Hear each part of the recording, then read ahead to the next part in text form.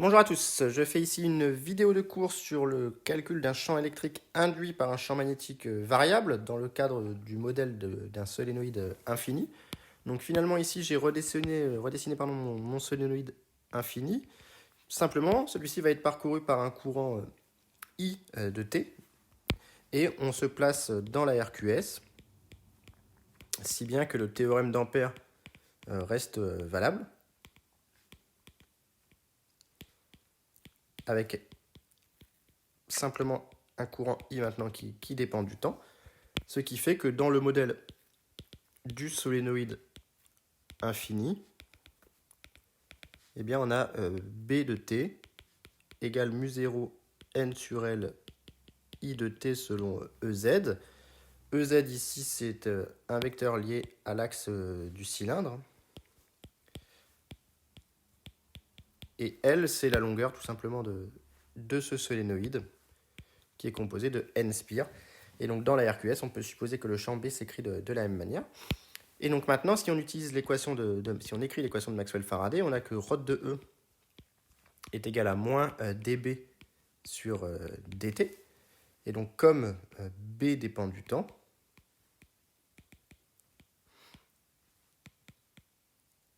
eh bien dB sur dt est non nul. Et donc forcément, il en résulte ici le fait qu'on a un champ E qui apparaît dans le solénoïde. Et donc on va essayer de déterminer un petit peu les caractéristiques de ce champ E. On a comme propriété que les plans de symétrie ou d'antisymétrie de B sont des plans du coup d'antisymétrie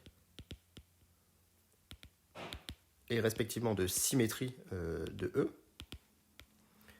Donc ça, on l'admet. Alors ça peut se comprendre assez facilement puisqu'on a ρ de E égale moins dB sur dt. Dans le théorème d'Ampère s'écrit ρ de B égale mu0j sous forme locale. Donc ici, finalement, si on prend comme E l'analogue de B, on n'a que dB sur dt joue le même rôle que J, grosso modo. Donc comme les plans de symétrie des courants étaient des plans d'antisymétrie de B, dans le théorème d'Ampère, et bien ici, des plans de symétrie de B sont des plans d'antisymétrie de E dans le théorème, dans l'équation de Maxwell-Faraday. Donc finalement, si on trouve des plans de symétrie de B, eh bien, ce seront des plans d'antisymétrie de E et on sera capable de cette manière-là de déterminer les caractéristiques de notre champ E. Donc pour cela, on va prendre un point M à l'intérieur du solénoïde, repéré en coordonnées cylindriques par ER, EZ et Eθ qui viendrait ici vers vous.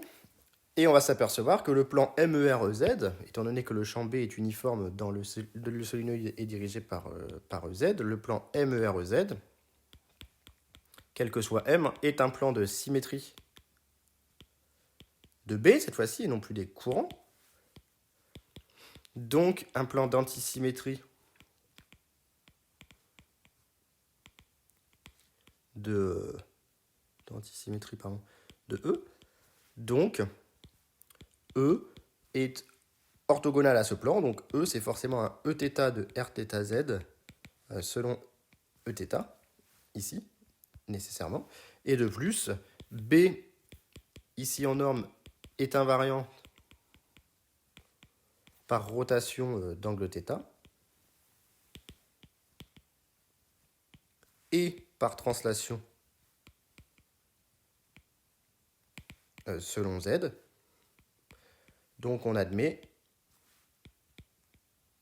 qu'il en est de même pour E. Et donc j'en déduis que le champ électrique que je cherche dans le solénoïde, le champ électrique induit, c'est un Eθ de R selon Eθ. Et ça c'est pas mal puisque maintenant je vais essayer d'utiliser soit la forme locale, soit la forme intégrale du théorème de Maxwell-Faraday, du moins de la loi de l'équation de Maxwell-Faraday. Et donc sous forme locale, on a que le rotationnel de E est égal à moins dB sur dt. Et donc maintenant, le rotationnel de E je vais pouvoir aller le chercher grâce à la formule au formulaire, hein, tout simplement.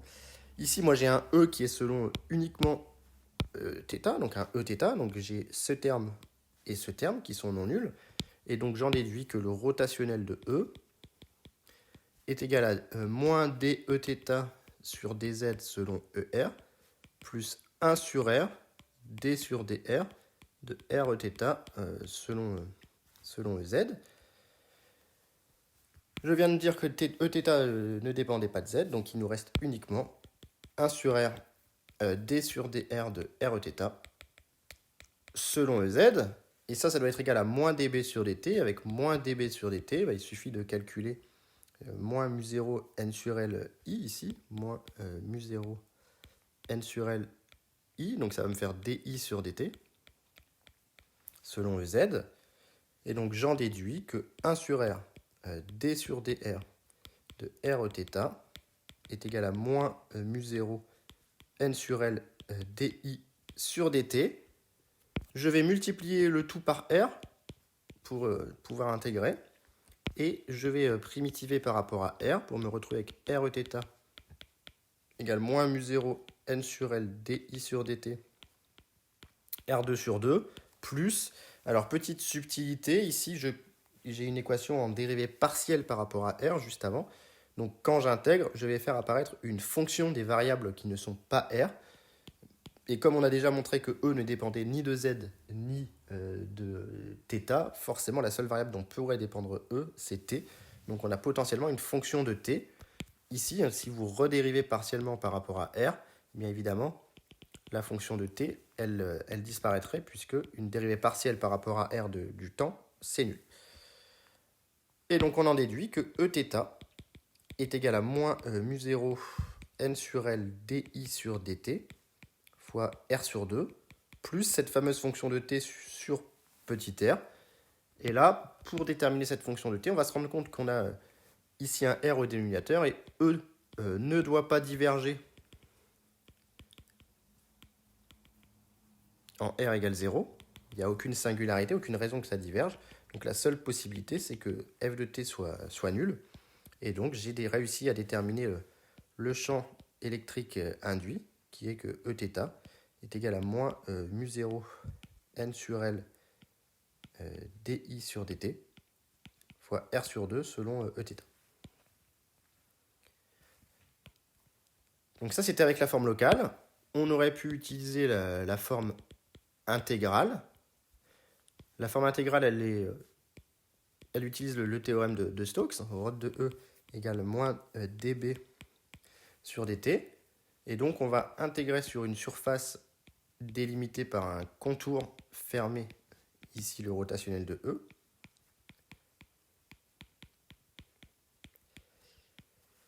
Donc cette surface va être délimitée par un contour fermé qui va être ici un cercle. Je vais essayer de le dessiner proprement. Mettre en rouge par exemple. Voilà, ici ça va être mon contour d'ampère que je vais orienter dans le même sens que I pour compter positivement ici le vecteur surface comme B. Et donc la surface que je définis, c'est la surface délimitée par ce cercle que je reproduis ici, à laquelle on va calculer le flux de B finalement, puisque par théorème de Stokes,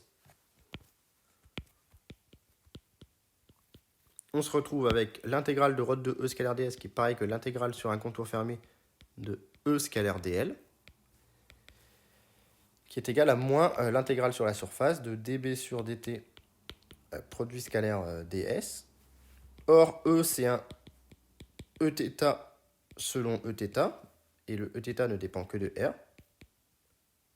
Donc la circulation de E sur le contour fermé et orienté est égale à 2π R Eθ.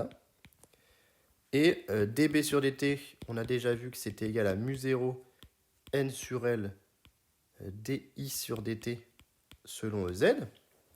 Donc c'est uniforme sur la surface, ce résultat-là. Donc on peut sortir dB sur dt de l'intégrale et multiplier par la surface qui est pi r carré. Donc finalement on aboutit à 2πr Eθ de R égale moins mu0 n sur L di sur dt fois pi r carré. Et donc, on aboutit à Eθ de R, qui est égal à moins mu0 n sur L di sur dt. Et pi r carré divisé par 2 pi r me fait bien le R sur 2 que j'avais tout à l'heure. Donc je retrouve exactement la même valeur par l'application intégrale de l'équation de Maxwell-Faraday. Donc il faudra toujours choisir la méthode que vous préférez, soit la loi locale, soit la loi intégrale. Les deux conduisent sensiblement au même résultat. Donc voilà pour cette vidéo de cours sur le calcul d'un champ induit. C'est quelque chose d'important qu'il va falloir apprendre à savoir faire. Donc j'espère que c'était clair et s'il y a des questions, surtout mettez-les en commentaire.